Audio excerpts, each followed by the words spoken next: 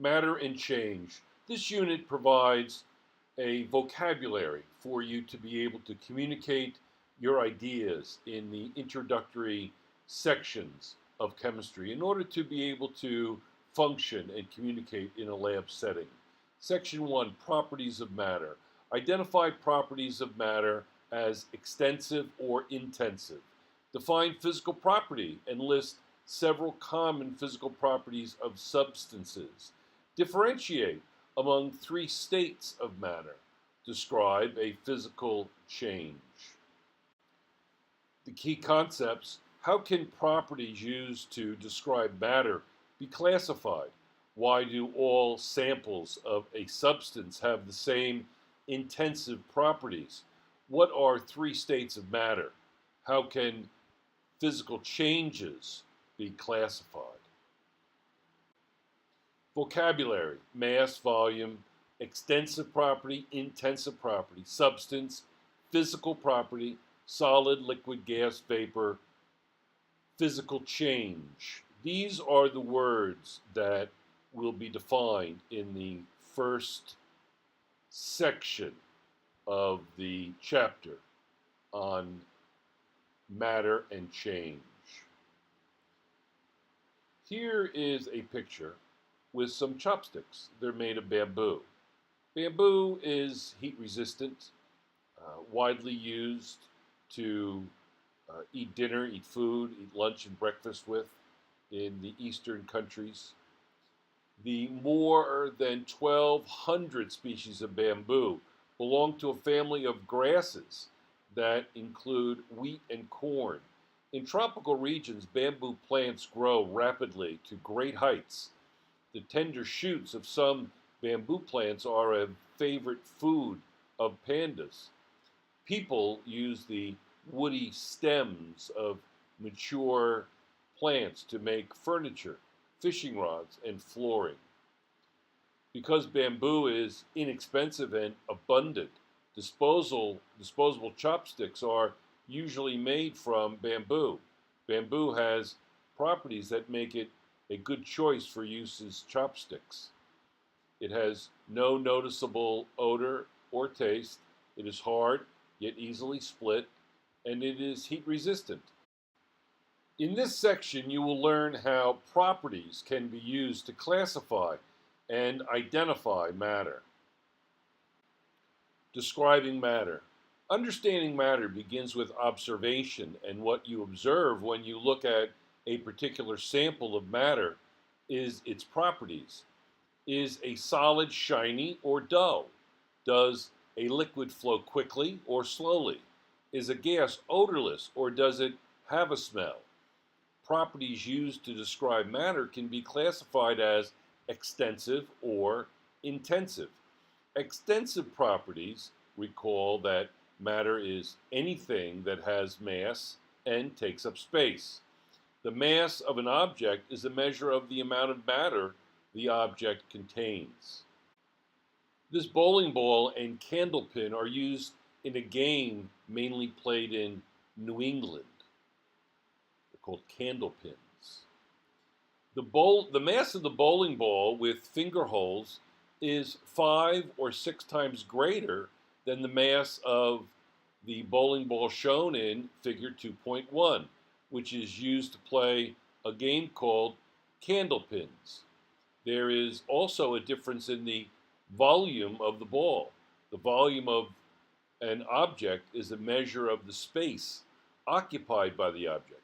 Mass and volume are extensive properties. An extensive property is a property that depends on the amount of matter in a substance.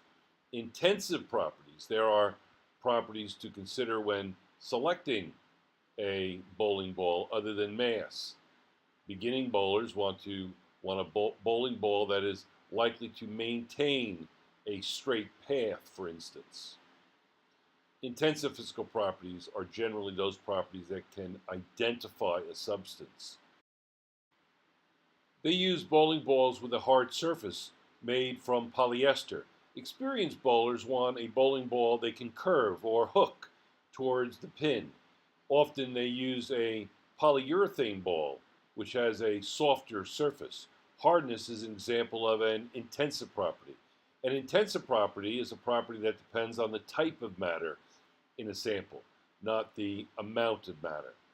An intensive physical property is something like density, uh, specific heat capacity, boiling point, melting point, a property that could be used to identify an unknown substance. This gold falcon standard from Egypt is about 3,000 years old. The copper kettles are about 150 years old. Analyzing data which of the properties listed in Table 2.1 could not be used to distinguish copper from gold. Identifying substance. Each object in Figure 2.2 has a different chemical makeup or composition. The sculpture of a falcon is mainly gold. The kettles are mainly copper. Matter that has a uniform and definite composition is called a substance. Gold and copper are examples of substances, which are also referred to as pure substances. Every sample of a given substance has identical intensive properties because every sample has the same composition. Gold and copper have some properties in common, but there are differences besides their distinctive colors. Pure copper can scratch the surface of pure gold because copper is harder than gold. Elements and compounds are all substances as long as they're pure. Pure matter is called a substance. Here are physical properties of some substances. And notice the substances are either a compound or an element. So a substance is pure matter that is a element or a compound. Copper is better than gold as a conductor of heat or electric current. Both gold and copper are malleable, which means they can be hammered into sheets without breaking. But gold is more malleable than copper. Hardness, color, conductivity, and malleability are examples of physical properties. A physical property, a characteristic physical property, is a quality or condition of a substance that can be observed or measured without changing the substance's composition. Table 2.1 lists physical properties for some substances. The states of the substances are given at room temperature.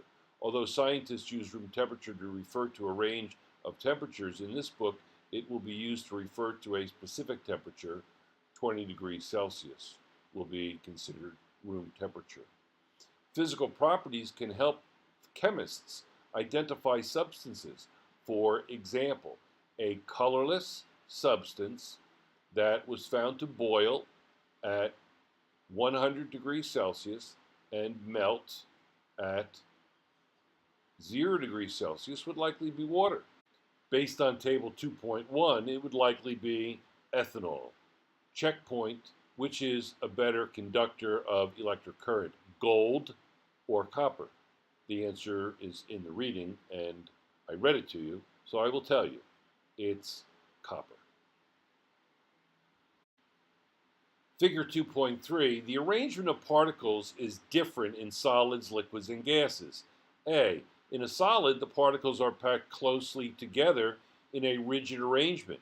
B, in a liquid, the particles are close together, but they are free to flow past one another. C, in a gas, the particles are relatively far apart and can move freely.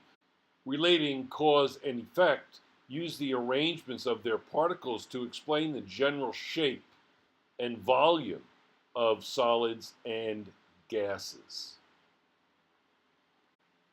States of matter. Depending on the circumstances, you use three different words to refer to water: water, ice, and steam. Water, which is a common substance, exists in three different physical states. So can most other substances. Three states of matter are solid, liquid, and gas. Certain characteristics that can distinguish these three states of matter are summarized in figure 2.3. Solids. A solid is a form of matter that has definite shape and volume. The shape of a solid doesn't depend on the shape of its container. The particles in a solid are packed tightly together, often in an orderly arrangement as shown in figure 2.3a. As a result, solids are almost incompressible. That is, it is difficult to squeeze a solid into a smaller volume. In addition, solids expand only slightly when heated. Liquids, look at figure 2.3b. The particles in a liquid are in close contact with one another, but the arrangement of particles in a liquid is not rigid or orderly. Because the particles in a liquid are free to flow from one location to another, a liquid takes the shape of the container in which it is placed. However, the volume of the liquid doesn't change as its shape changes. The volume of a liquid is fixed or constant. Thixotropic materials. Changes of state are typically associated with changes in temperature.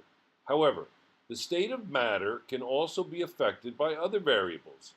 Thixotropic materials are those like materials that liquefy when subjected to shearing forces. For example, many paints are thixotropic. They thin out when brushed onto a surface and thicken when the brush stroke stops, thus keeping the paint from sliding off the wall. A shearing force has an opposite effect on quicksand.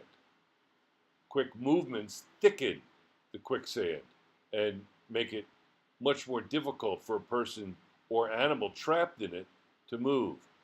A shearing force causes two layers to slide in opposite directions along a plane of contact.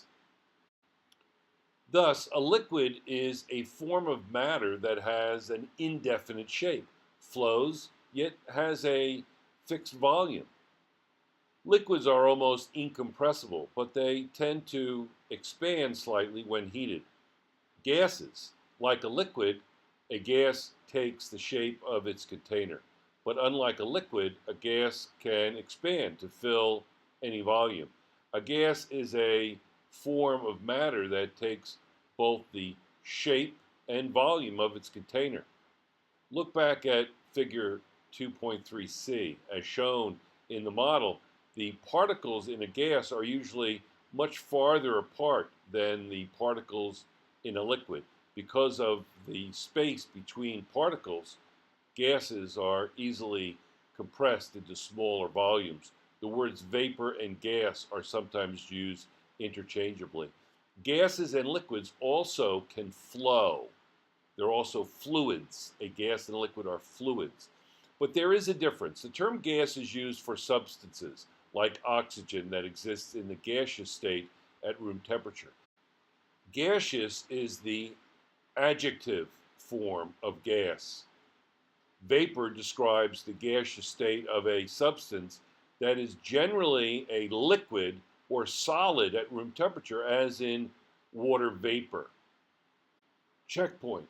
When should the term vapor be used instead of gas? A point to ponder. We shall discuss it in class. Please ask me. Figure 2.4, the silvery substance in the photograph is gallium, which has a melting point of 30 degrees Celsius. Inferring. What can you infer about the temperature of the hand holding the gallium? Physical change. The melting point of gallium metal is 30 degrees Celsius. Figure 2.4 shows how heat from a person's hand can melt a sample of gallium. The shape of the sample changes during melting as the liquid begins to flow, but the composition of the sample does not change. Melting is an example of a physical change. During a physical change, some properties of a material change, but the composition of the material does not change. Words such as boil, freeze, melt, condense are used to describe physical changes. So are words such as break, split, grind, cut, and crush. However, there is a difference between these two sets of words. Each set describes different types of physical change. Physical changes can be classified as reversible or irreversible. Melting is an example of a reversible physical change. If a sample of liquid gallium is cooled below its melting point, the liquid will become a solid. All physical changes that involve a change from one state to another are reversible. Cutting hair, filling nails, cracking an egg are examples of irreversible physical changes.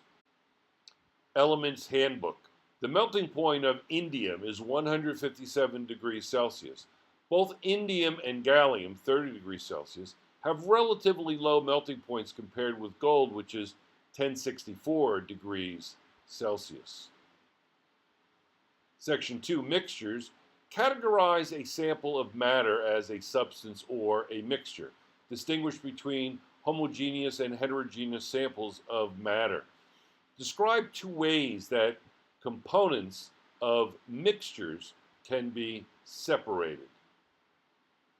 Key concepts: how can mixtures be classified, and how can mixtures be separated?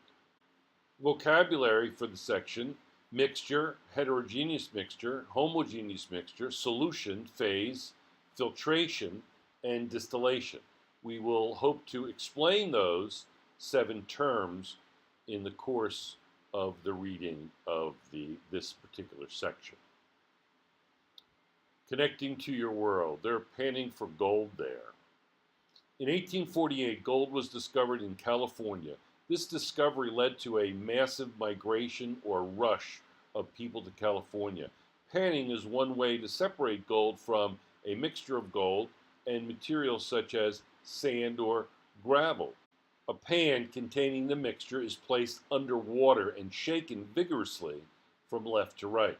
This motion causes heavier materials such as gold to move to the bottom of the pan, and lighter materials such as sand to move to the top where it can be swept away. In this section, you will learn how to classify and separate mixtures. Figure 2.5, you can choose the amount of each item you select from a salad bar, so your salad is unlikely to have the same composition as other salads containing the same items. Classifying mixtures. A salad bar like the one in figure 2.5 provides a range of items such as cucumbers and hot peppers. Customers choose which item to use in their salads and how much of each item to use. So each salad has a different composition. A mixture is a physical blend of 2 or more components. Most samples of matter are mixtures. Some mixtures are easier to recognize than others. You can easily recognize chicken noodle soup as a mixture of chicken, noodles, and broth. Recognizing air as a mixture of gases is more difficult. But the fact that air can be drier or more humid shows that the amount of one component of air, water vapor, can vary. Chicken noodle soup and air represent 2 different types of mixtures. Based on the distribution of their components, mixtures can be classified as heterogeneous mixtures or as homogeneous mixtures. Heterogeneous mixtures, in chicken noodle soup, the ingredients are not evenly distributed throughout the mixture. There is likely to be more chicken in one spoonful than in another spoonful. A mixture in which the composition is not uniform throughout is a heterogeneous mixture. Olive oil and vinegar are homogeneous mixtures. The substances in these mixtures are evenly distributed. When olive oil is mixed with vinegar, they form a heterogeneous mixture with two distinct phases. A phase is a distinct set of physical boundaries.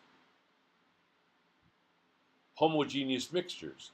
The substances in the olive oil and vinegar in figure 2.6 are evenly distributed throughout these mixtures. So olive oil doesn't look like a mixture. The same is true for vinegar. Vinegar is a mixture of water and acetic acid, which dissolves in the water. Olive oil and vinegar are homogeneous mixtures.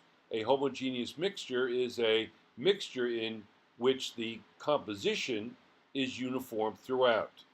Another name for a homogeneous mixture is a solution. Many solutions are liquids, but some are gases like air, and some are solids like stainless steel, which is a mixture of iron, chromium, and nickel. The term phase is used to describe any part of a sample with uniform composition and properties.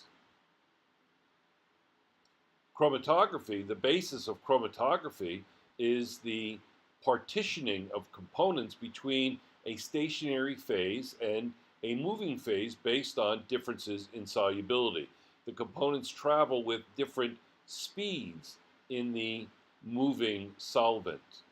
By definition, a homogeneous mixture consists of a single phase. A heterogeneous mixture consists of two or more phases. When oil and vinegar are mixed, they form layers or phases as shown in figure 2.6. The oil phase floats on the water phase. Checkpoint. How many phases are there in a homogeneous mixture? Just one phase, one set of physical boundaries, separating a heterogeneous mixture. Sometimes plastic signs are used to mark trails used for hikers or vehicles. The signs in the photo is used to mark locations along a trail where an all-terrain vehicle, ATV, is permitted. Aluminum nails are used to attach signs at eye level to trees or posts. How could a mixture of aluminum nails and iron nails be separated? Think about some of the properties of the iron in the nails and aluminum. And think of the word magnet and try to put things together. Separating mixtures. If you have a salad containing an ingredient you don't like, you can use a fork to remove the pieces of unwanted ingredient. Many mixtures are not as easy to separate. To separate a mixture of olive oil and vinegar, for example, you could decant or pour off the oil layer, or you might cool the mixture until the oil turns solid. The first method takes advantage of the fact that oil floats on water. The second method takes advantage of a difference in the temperatures at which the olive oil and vinegar freeze. Differences in physical properties can be used to separate mixtures. A colander is used to separate pasta from water in which it was cooked. This process is a type of filtration. Filtration. The colander in figure 2.7 can separate cooked pasta from cooking water. The water passes through the holes in the colander, but the pasta does not. The holes or pores in a coffee filter are smaller than the holes in the colander to retain coffee grounds. But the holes are not small enough to retain the particles of water. The process that separates a solid from the liquid in a heterogeneous mixture is called filtration. Distillation. Tap water is a homogeneous mixture of water and substances that dissolve in the water. One way to separate water from the other components in tap water is through a process called distillation. Distillation. A distillation can be used to remove impurities from water. As liquid water changes into water vapor, substances dissolved in the water are left behind in the distillation flask. Inferring. What can you infer about the boiling points of substances dissolved in impure water?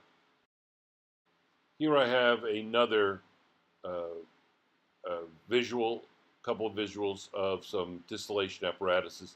Please go back and study them carefully. A working distillation apparatus was described in the writings of Marie of Alexandria, an alchemist who lived and worked nearly 2,000 years ago. The city of Alexandria, located on the Nile River in North Africa, was a world center of science and culture at that time. Maria of Alexandria is also credited with inventing other chemical apparatus, such as the water bath, which to this day bears her name, the Bain Marie. Fascinating. Alexandria, Egypt. During a distillation, a liquid is boiled to produce a vapor that is then condensed into a liquid. Figure 2.8 shows an apparatus that can be used to perform a small-scale distillation. As water in the distillation flask is heated, water vapor forms, rises in the liquid, and passes into a glass tube in the condenser. The tube is surrounded by cold water, which cools the vapor to a temperature in which it turns back to into a liquid.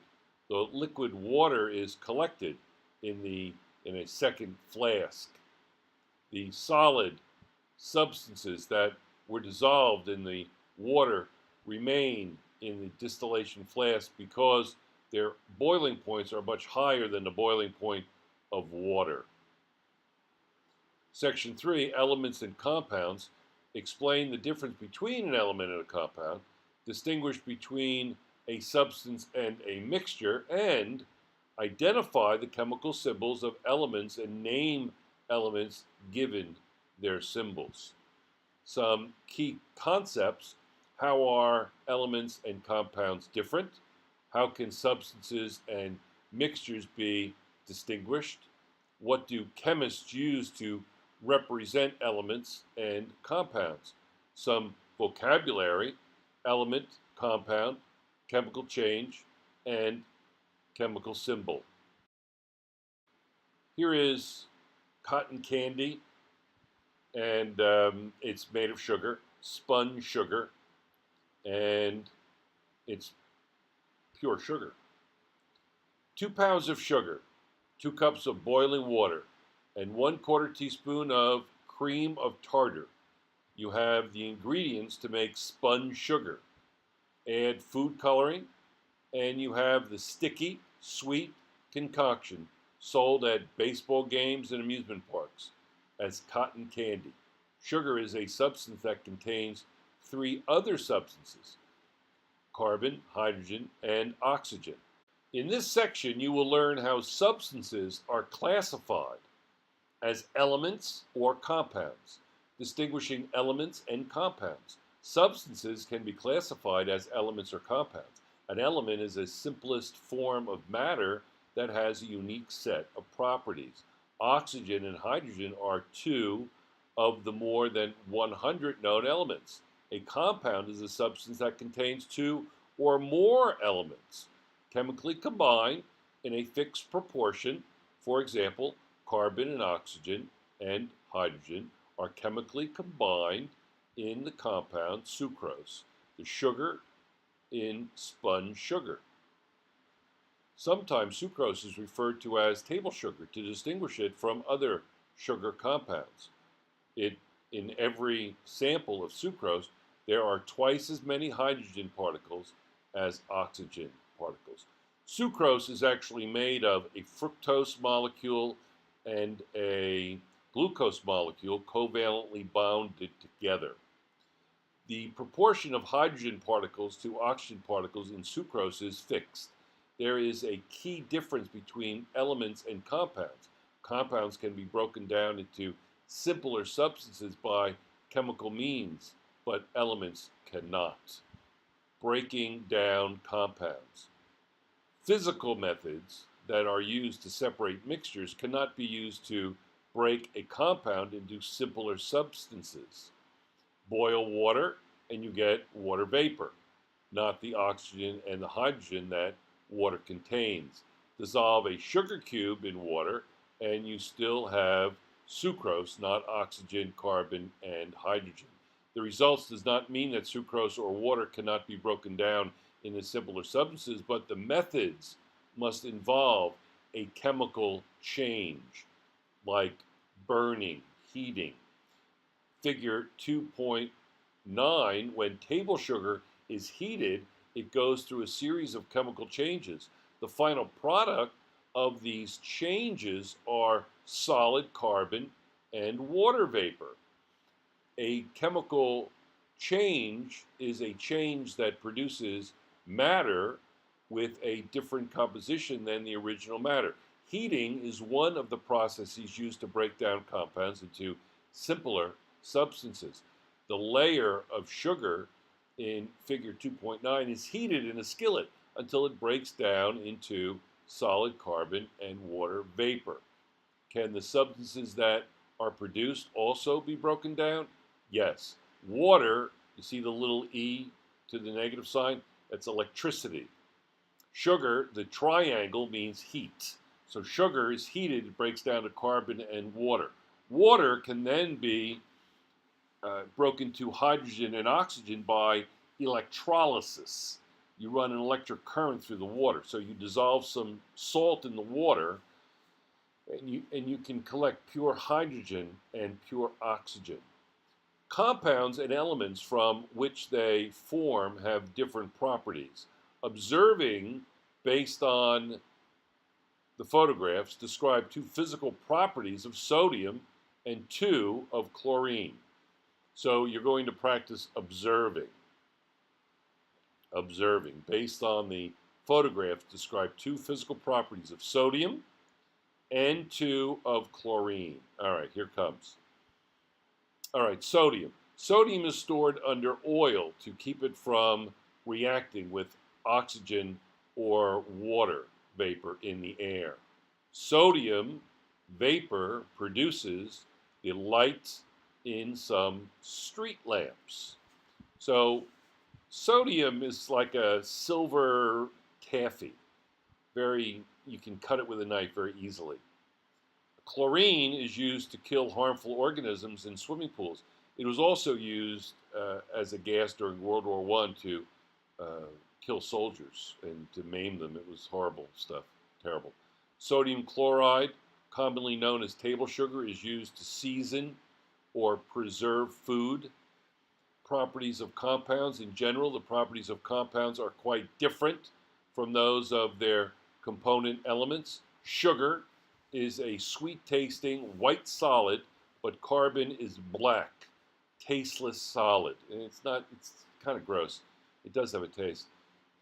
Hydrogen is a gas that burns in the presence of oxygen, a colorless gas that supports burning. The product of this chemical change is water, a liquid that can stop materials from burning. Figure 2.10 shows samples of table salt, sodium chloride, sodium and chlorine. When the elements sodium and chlorine combine chemically in a violent reaction, gives off a lot of heat, to form sodium chloride, there is a change in composition and a change in the properties. Sodium is a soft gray metal. Chlorine is a pale yellow-green poisonous gas. Sodium chloride is a white solid. All very different. When the elements sodium and chlorine combine chemically to form sodium chloride, there is a change in composition and a change in properties. Sodium is a soft gray metal. Chlorine is a pale yellow-green poisonous gas. Sodium chloride is a white solid. I repeated myself there for emphasis. It's a very, very important paragraph relative to sodium, chlorine, and sodium chloride to an introductory student. Checkpoint. What process can be used to break down water? As we said, electrolysis, running electric current through it, will break it down into pure hydrogen and pure oxygen. Word origins, compound. Compound comes from the Latin word componere, meaning to put together. Elements are put together or chemically combined in compounds. What items are put together in a compound sentence? Distinguishing substances and mixtures.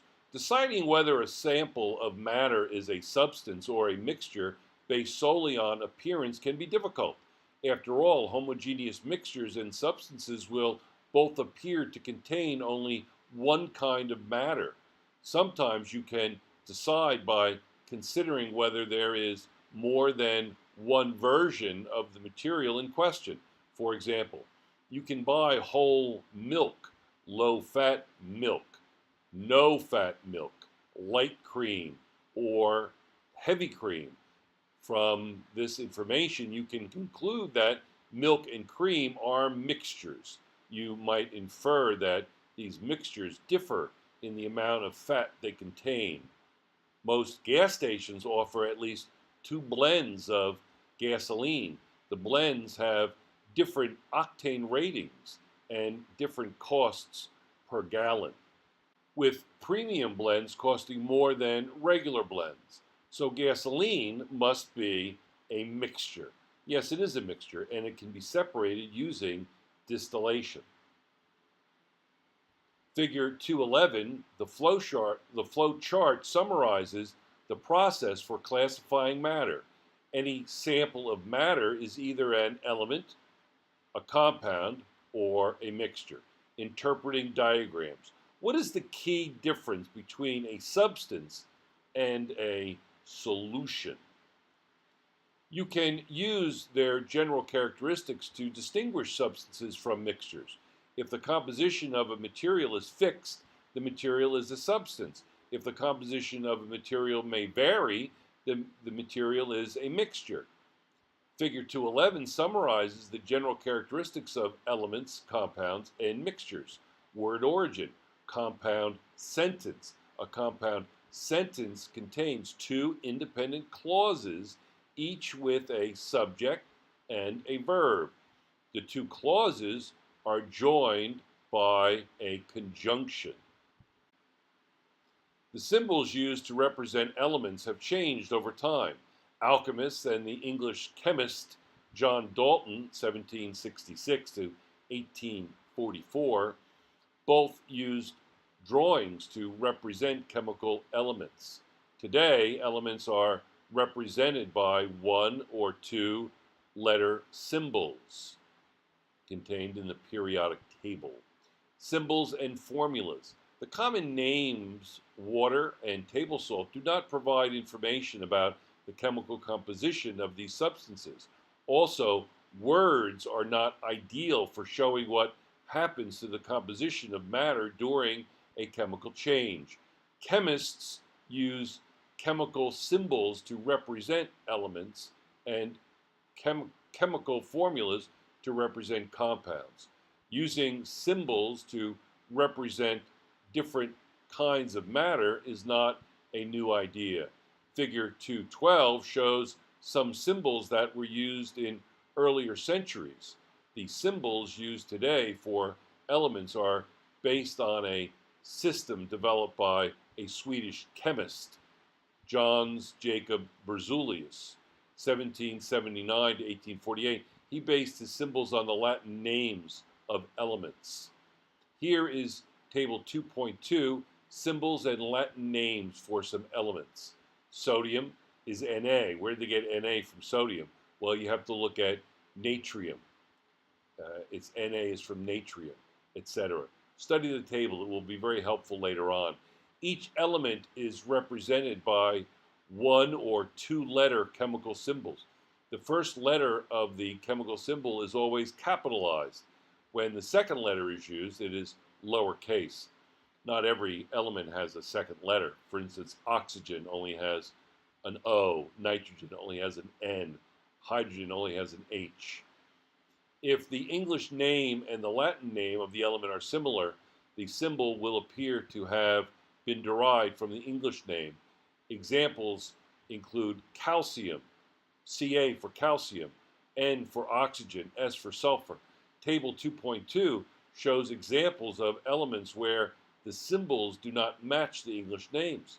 Chemical symbols provide a shorthand way to write the chemical formulas of compounds. The symbols for hydrogen, oxygen, and carbon, H, O, and C. The formula for water is H2O. The formula for sucrose, or table sugar, is C12H22O11. Origins of element names. Many elements were named for the people who discovered them or the places where they were discovered. Some elements were given descriptive names taken from classical Latin or Greek. Others were named for figures in mythology. Polonium is named for Poland, the native land of Marie Curie, who discovered radium. Californium was discovered at the University of California. The name chlorine comes from the Greek chloros, meaning greenish yellow. Chlorine is a greenish yellow gas. The name calcium is derived from the Latin calx, meaning lime. Calcium is a major component of limestone. Students can find the origins of element names by consulting a dictionary or encyclopedia. Subscripts in chemical formulas are used to indicate the relative proportions of elements in the compound. For example, the subscript 2 in H2O indicates that there are always 2 parts hydrogen for each part oxygen in water. Because a compound has a fixed composition, the formula for a compound is always the same. All right, section 4 coming up. Chemical reactions. Describe what happens during a chemical change. Identify 4 possible clues that a chemical change has taken place. Apply the law of conservation of mass to chemical reactions. Now coming up are going to be some key concepts. Section 4, chemical reactions, key concepts. What always happens during a chemical change? What are 4 possible clues that a chemical change has taken place? That's what are 4 possible clues that a chemical change has taken place? How are the mass of the reactants and the mass of the products of a chemical reaction related? Some vocabulary: chemical property, chemical reaction, reactant, product, precipitate, law of conservation of mass. Very important vocabulary, especially for the laboratory to be able to communicate with one another. Here is a giant chain with rust. Iron is an element with many desirable properties. It is abundant, easy to shape when heated, and relatively strong, especially when mixed with carbon in steel. Iron has one main disadvantage. Over time, objects made of iron will rust if they are left exposed to air. The brittle layer of rust that forms on the surface of the object flakes off, exposing more iron to the air. In this section, you will learn to recognize chemical change and to distinguish them from physical changes. Object flakes off, exposes more iron as the plot thickens. A mixture of iron filings and sulfur can be changed.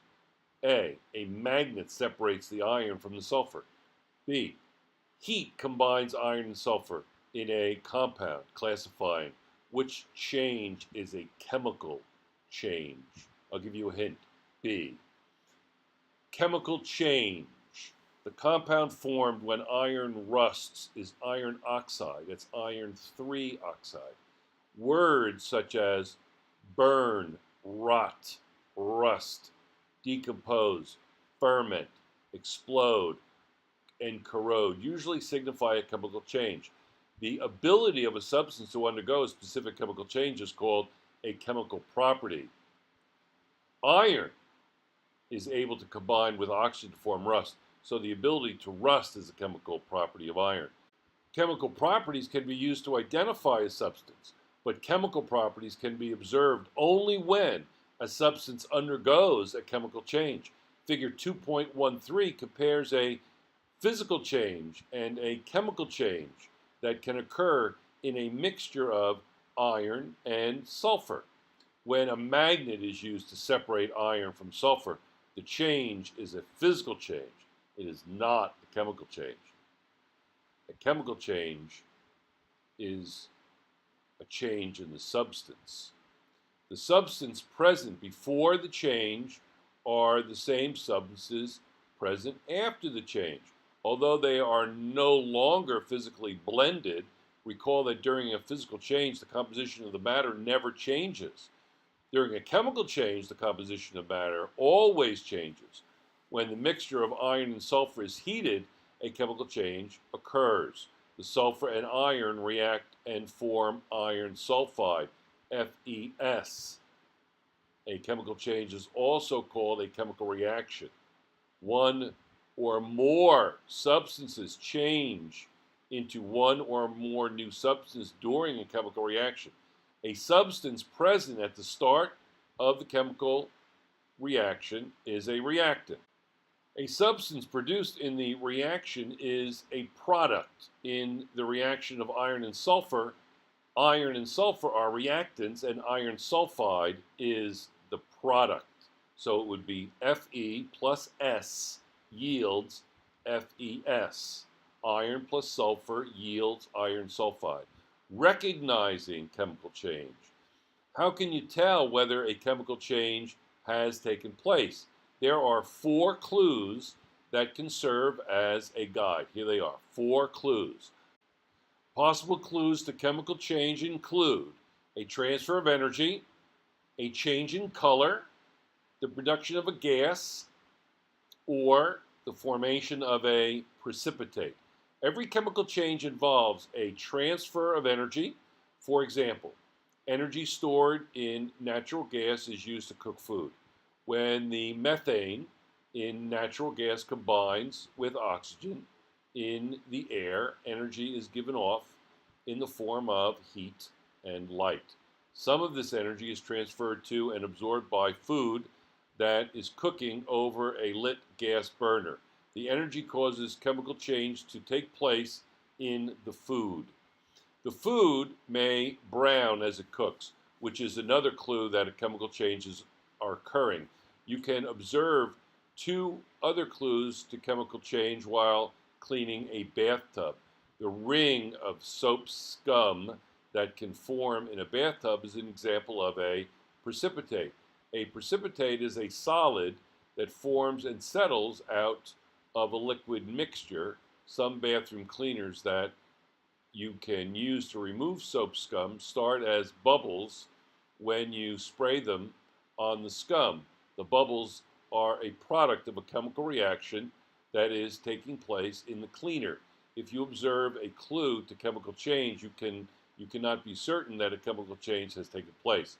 The clue may be the result of a physical change. For example, energy is always transferred when matter changes from one state to another.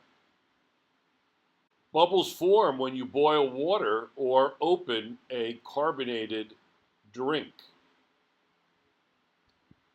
Clues to chemical change often have practical applications. A. Bubbles of carbon dioxide gas form when a geologist puts acid on a rock that contains compounds called carbonates. B. When a test strip is dipped in urine, the color change is used to estimate the level of sugar glucose in urine. One step in the production of cheese is a reaction that causes milk to separate into solid, curds, and liquid whey. Curds and whey. Some kind of a nursery rhyme going on there. The only way to be sure that a chemical change has occurred is to test the composition of a sample before and after the change. Figure 2.14 shows examples of practical situations in which different clues to chemical change are visible. Checkpoint. What energy transfer takes place when food cooks? What energy transfer takes place when food cooks? When the liquids in the photograph A are mixed, they react. None of the products are gases. Analyzing data. How do you know that a reaction took place and that mass was conserved during the reaction? Look at the numbers on the balance. Urinalysis test strips. A test strip urinalysis is a semi-quantitative, meaning that the test provides information about the level of the material present in the urine, but not a specific quantity. The strips can also be used to test for a lot of things there. Look up the various odd-looking chemicals and learn how to pronounce them. And let's discuss them in class. In one glucose test, the hydrogen peroxide produced when glucose is oxidized reacts with potassium iodide. The oxygen produced in the second reaction binds with a dye to produce colors that range from blue to dark brown. You may want to relate what happens with test strips to what happens in the small-scale lab on page 56. Conservation of mass. When wood burns, substances in the wood combine with oxygen from the air. As the wood burns, a sizable amount of matter is reduced to a small pile of ashes. The reaction seems to involve a reduction in the amount of matter, but appearances can be deceiving. During any chemical reaction, the mass of the products is always equal to the mass of the reactants. Two of the products of burning wood, carbon dioxide and water vapor, are released into the air. When the mass of these gases is considered, the amount of matter is unchanged. Careful measurements show that the total mass of the reactants, wood and the oxygen consumed, equals the total mass of the products, carbon dioxide, water vapor, and ash. Mass also holds constant during physical changes. For example, when 10 grams of ice melt, 10 grams of liquid water are produced. Similar observations have been recorded for all chemical and physical changes studied. The scientific law that reflects these observations is the law of conservation of mass. The law of conservation of mass states that in any physical change or chemical reaction, mass is conserved. Mass is neither created nor destroyed. The conservation of mass is more easily observed when a change occurs in a closed container, as in figure 2.15. Checkpoint. What energy transfer takes place when food cooks? Key ideas, section 1, properties of matter. Properties used to describe matter can be classified as extensive or intensive. Every sample of a given substance has identical intensive properties because every sample has the same composition. Three states of matter are solid, liquid, and gas. Physical changes can be classified as reversible or irreversible. Mixtures. Mixtures can be classified as heterogeneous mixtures or as homogeneous mixtures based on the distribution of their components. Differences in physical properties can be used to separate mixtures.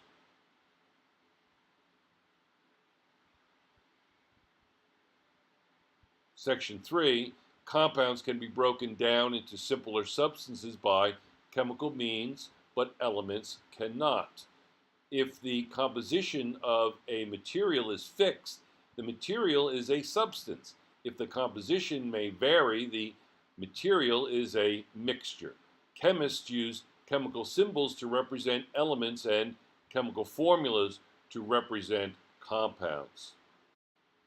Section 4, chemical reactions. During a chemical change, the composition of matter always changes. Four possible clues to chemical change include a transfer of energy, a change in color, the production of a gas, or the formation of a precipitate. During any chemical change, the mass of the products is always equal to the mass of the reactants. And the checkpoint for the third time, what energy transfer takes place when food cooks? So the first person to let me know what the answer is to that will get some extra credit. Have a good day.